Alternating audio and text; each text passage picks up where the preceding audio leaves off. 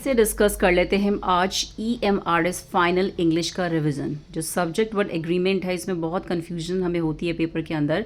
तो जो भी इंपॉर्टेंट कीवर्ड्स हैं या की हाईलाइटेड पॉइंट्स हैं इंग्लिश ग्रामर से रिलेटेड कि हम कौन कौन सा रूल कहाँ पे फॉलो होता है सब्जेक्ट वर्ड एग्रीमेंट में, तो वो हम सब मेन हम डिस्कस कर लेते हैं जो हाईलाइटेड हैं और जो पुराने पेपर में पूछे गए हैं उन्हीं से मैंने ये कीवर्ड्स को उठाया है। बेसिकली उन्हीं पॉइंट्स को मैंने उठाया है। तो सबसे पहले हम डिस्कस कर लेते हैं कलेक्टिव नाउन। अगर आपका कोई भी सेंटेंस में कलेक्टिव नाउन आता है तो कलेक्टिव नाउन जैसे टीम हो गया, बुके हो गया या बंच हो गया, कलेक्टिव नाउन आता है। तो कलेक्टिव नाउन जैसे कमिटी हो गई, स्टाफ हो गया, तो जब भी आपके सेंटेंस में ऐसे कलेक्टिव नाउन्स आएंगे तो आप ये देखना सबसे पहले कि वो एक सिंगल ग्रुप की तरह एक्ट कर रहा है कि वो इंडिविजुअल की तरह वर्क कर रहा है। अगर वो ग्रुप की तरह एक्ट कर रहा है, ग्रुप मीन्स जब कोई भी ग्रुप की हम पूरे ग्रुप की हम एक सिंगल में बात कर रहे हैं, when group is act is a single, तो हम उसके साथ एस का यूज़ करते हैं। जैसे the committee has reach a decision, तो कमिटी क्या है? कमिटी तो बहुत सारे लोगों से बनती है लेकिन बात एक की हो रही है, यहाँ पे सिंगुलर कमिटी की बात हो रही है, तो इसलिए हम उसके साथ सिंगुलर वर्ब यूज़ करेंगे। कमिटी के साथ हम सिंगुलर वर्ब कब यूज़ करेंगे? जब वो पूरी ग्रुप की तरह एक्ट करेगा। तो ग्रुप तो कमिटी हमेशा ग्रुप में ही होती है, तो नेचुरल सी बात है उसमें हमेशा सिंगुलर वर्ब आएगा। तो कमिटी हैज़, तो हैज़ एक singular, has reach the decision. वैसे ही वन इंडिविजुअल एक्टिंग सेपरेटली, जब अलग अलग इंडिविजुअली सेपरेटली काम करेंगे या आपको ऐसा लगेगा कि हर एक की बात हो रही है, इंडिविजुअल की बात हो रही है वहाँ पे कलेक्टिव नाउन में, तब आप उसके साथ आर का यूज़ करोगे। जैसे the staffs are working hard, जो स्टाफ है, भाई स्टाफ क्या है? स्टाफ तो लोगों से बनता है ना, तो वो क्या कर रहा है? हार्ड कर रहा है। तो जब स्टाफ वर्क हार्ड कर रहा है तो वो इंडिविजुअल पर्सन की बात हो रही है कि हर एक इंडिविजुअल पर्सन जो है वो अलग अलग मेहनत कर रहा है उस चीज़ को अपने काम में। तो इसीलिए जहाँ पे इंडिविजुअल की बात आएगी कलेक्टिव नाउन में वहाँ आर का यूज़ करेंगे। जहाँ एक पूरे ग्रुप का एज अ सिंगल की तरह बिहेव करेगा वहाँ पे हम एस का यूज़ करेंगे। जितने भी जो कलेक्टिव नाउन है मोस्टली हम उसके साथ एस का यूज़ करते हैं जब वो ग्रुप में बात कर रहे हैं, लेकिन जहाँ पे इंडिविजुअल की हम बात करते हैं तो वहाँ पे आर। नेक्स्ट वन इज़ जब दो सब्जेक्ट एंड से जुड़े हुए होते हैं। बहुत बार ये पेपर में आता है कि जैसे Ram and Shyam, Sita and Gita are brothers, तो जब दो सब्जेक्ट एंड से जुड़े हुए होंगे तो उसके साथ आर आता है।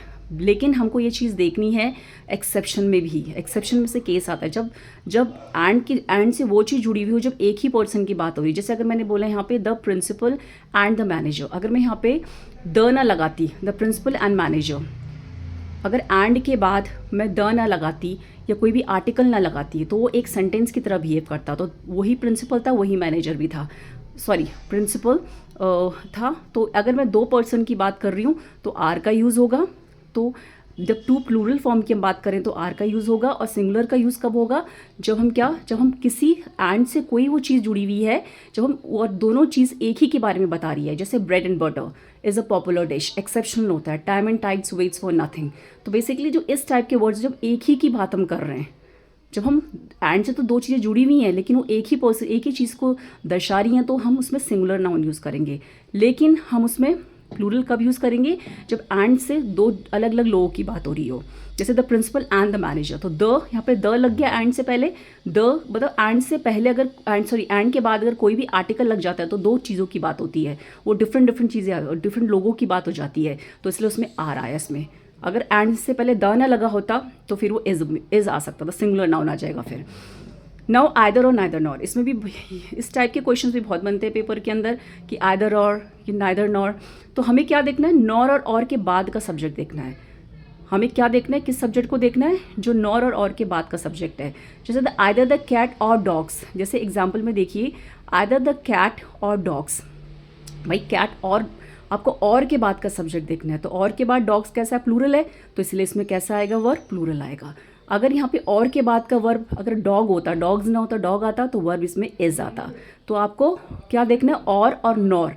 आइदर और में और के बाद का और नाइदर नॉर में नॉर के बाद का आपको सब्जेक्ट देखना है, वो सिंगुलर है कि प्लूरल है। जैसे दूसरा वाला देखिए द कैट्स, पहले द कैट्स और डॉग, अब और के बाद डॉग आ गया, सिंगुलर आ गया, तो उसके साथ वर्ब कैसे लगा? Is, making noise. तो आपको इस चीज़ से क्या ध्यान देना है कि आपको और नॉर के बाद के सब्जेक्ट को हिसाब से क्या लगाना है? वर्ब को चूज़ करना है। Now only, along, together with. अब इस टाइप के भी सेंटेंस में बहुत सारे वर्ड्स आते हैं, ऑल अलोंग हो गया, ओनली हो गया, टुगेदर विद हो गया, तो इनको आपको फोकस करना है। Take verb according to first subject, जो भी फर्स्ट सब्जेक्ट होगा उसके अकॉर्डिंग आपको वर्ब लगानी है। जैसे एग्जाम्पल देखिए, the principal giving the principals along with teachers wins was asked to leave. जो प्रिंसिपल है along with the teachers was asked to leave, तो हमने क्या, देखो देखो टीचर है, अलॉन्ग विद टीचर्स है, यहाँ पे प्लूरल है टीचर्स, लेकिन फिर भी हमने वॉज लगाया। क्यों? क्योंकि हमने द प्रिंसिपल क्या है, फर्स्ट सब्जेक्ट है, तो हमने प्रिंसिपल फर्स्ट सब्जेक्ट के हिसाब से वर्ब लगाना है। तो जब भी आपको ऐसे वर्ड्स दिखेंगे तो दिमाग में आपके क्लिक हो जाएगा, अरे भैया अलॉन्ग है, अलॉन्ग विद है, टुगेदर विद है, तो इसमें भी क्या करना है, फर्स्ट सब्जेक्ट के हिसाब से वर्ब को यूज़ करना है। नाउ मैथ साइंस जितने भी सब्जेक्ट है, मैथमेटिक्स है, साइंस है, इंग्लिश है, जब हम सिंगुलर की बात कर रहे हैं तो उसमें इज़ लगता है, सिंगुलर वर्ब आता है। लेकिन जब हम दोनों को एक साथ पेयर में यूज़ करते हैं तो हम उसमें क्या लगाएंगे, प्लूरल वर्ब लगाएंगे, तब उसे maths and science are interesting. लेकिन जब हम सिंगुलर सिर्फ एक साइंस का यूज़ करेंगे, science is my favourite subject, तो इज़ का यूज़, तो जितने भी सब्जेक्ट्स होते हैं हम सिंगुलर का यूज़ करते हैं, लेकिन जब पेयर में हम उनका यूज़ करते हैं तो प्लूरल का यूज़ करते हैं, आर का यूज़ करते हैं। Now a pair of shoes, ये भी बहुत बार आता है, पेयर ऑफ ग्लास, स्पेक्टेकल्स हो गए। पेयर में जहाँ भी पेयर्स की बात होती है, अ पेयर ऑफ, एक सिंगल पेयर की बात हो रही है तो वहाँ सिंगुलर वर्ब आएगा, a pair of shoes, a pair of glass, a pair of spectacles. लेकिन जैसे ही हम दो पेयर को कंपेयर करेंगे, जैसे दो शूज़ के पेयर को कंपेयर करेंगे तो वहाँ क्या आ जाएगा, आर का यूज़ होगा। Pair of shoes is missing, तो इस टाइप के एग्जाम्पल हो जाएगा pair of shoes is missing.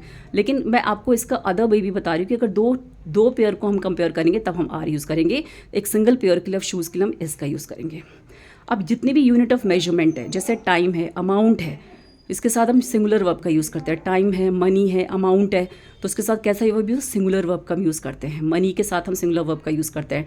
Unit of measurement है जो, जैसे टाइम है, उसके साथ हम सेकंड्स है या टाइम है जो हम यूज़ करते हैं यूनिट ऑफ मेजरमेंट, उसके साथ हम सिंगुलर वर्ब का यूज़ करते हैं। जहाँ भी आपको यूनिट ऑफ मेजरमेंट दिखेंगे सेंटेंस में तो उसका सिंगुलर वर्ब का यूज़ कर लेना।